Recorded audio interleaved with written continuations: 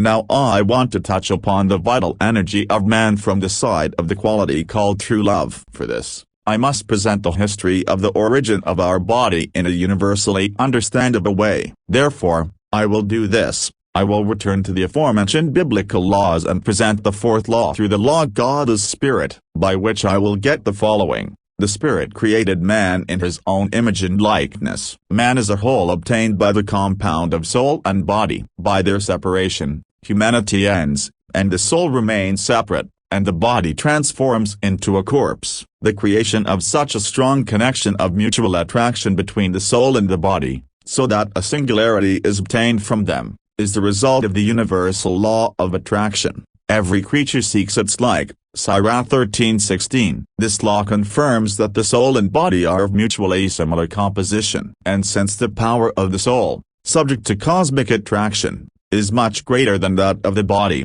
which is subject only to earthly attraction, this makes it understandable that the soul is the ruler in them, which the law has informed us, that the Spirit created the body in its visible image and likeness. Now I will tell you about how the connection and relationship of the unity of soul and body is maintained, which is called life, and which condition is a necessity for what is called existing as a human being. First of all, I will note that the general name life corresponds to the principle of existence of every creation in this world, but we humans perceive the word life only from a narrow perspective. As for the concept of life itself, the guarantee of its existence is the energy generated by the lawful work of the component parts of the universe. The balanced state of the universe and the integrity maintained on the basis of this balance are conditioned by it. According to the law of attraction, each particle included in the universe is assigned its own area of movement and specificity of functioning. This specificity is reflected in the case of man in the following form. The essence of his life depends on the power of the feeling of true love. Therefore, it is necessary to present an appropriate explanation of the feeling called true love, the human possibility of which is divided into the following categories: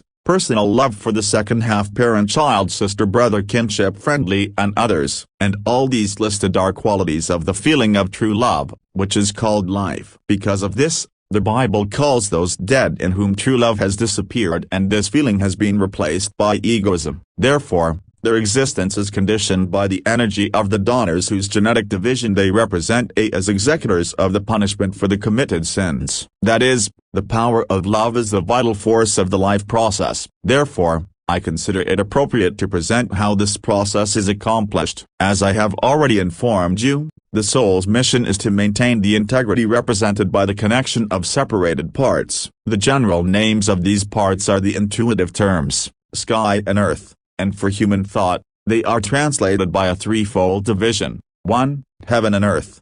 2. Soul and body, and 3. Mind and thought. In the human organism, the organ carrying the burden of the sky layers is the brain. The growth and multiplication of its cells occur as a result of the exchange of substances in the organism, from the soft, sponge-like tissues generated by the specific processing of ether oil cells obtained from the assimilation of vegetable food. Therefore, the brain cells represent the so-called cellular ball in the organism. Because of this, the cerebral cortex can perceive the sound waves of the energy released during the changes in the organism and assemble them into words. During this process, with the waves of the generated forces, it tries to connect with the mind, which is the product of the soul. Therefore, the strength of the feeling that the organism produces and equips the brain with, will determine the maintenance of the stability of attraction between the soul and the body. And the feeling itself is called love. Now I want to remind you of the information I have repeatedly declared. It concerns the record of the mind. The Bible reports about it that it consists of the laws of the universe that people need to perform in order to live. When God shaped man,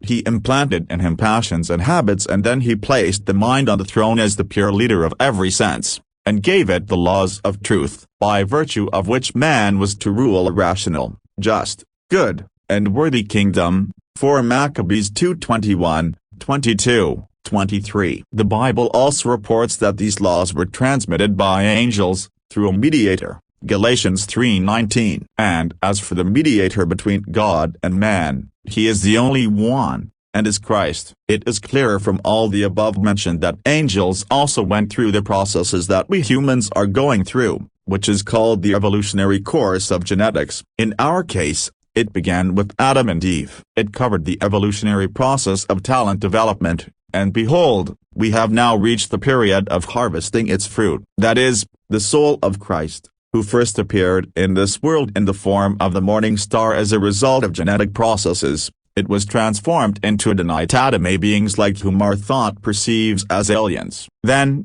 again as a result of the genetic course, Adonai-Tadam created the record of the mind so that Christ's soul could appear in human form. During the period of being human, his mission is to create a record of intelligent thought. As you can see, the genetic process of humanity turned out to be a continuation of the genetic course started by the angels. One proof of this statement is the termination of Satan's angel status, the execution of which is the judgment of the genetic law and could not have been carried out without going through the appropriate processes. From this, the conclusion can also be drawn that those people who follow the satanic path will also share such a result. Now regarding the two instances of Christ's appearance as a human. First, he appeared as Jesus of Nazareth, and there is a record in the Bible about his coming that it was premature. What do you want with us, Son of God? Have you come here to torture us before the appointed time? Matthew 8:29. His conception story also confirms this. And the second time,